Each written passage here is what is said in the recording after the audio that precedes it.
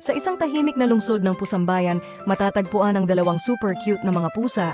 Sila ay sina Balulong at Baleleng.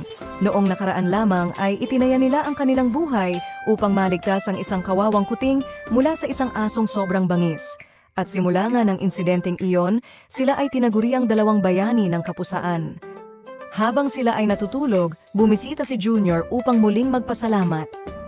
Hi Kuya Balulong at Kuya Baleleng! Salamat ulit sa pagsagip niyo sa akin. Hinding-hindi ko po yun malilimutan. Ipinapasabi nga po pala ng ating mga pangkat na pumunta po kayo sa punong himpilan ng ganap na alas 8 ng gabi at kayo po ay pararangalan. Talaga ba, Junior? Sobrang nakakataba naman ng puso yan. Sige, we will go. Pero we will ask our mom first kasi meron kami curfew. Baka mag-worry siya. Tara na, Baleleng. Kain na tayo tas kiss natin si Mommy para payagan tayo. Super excited na ako.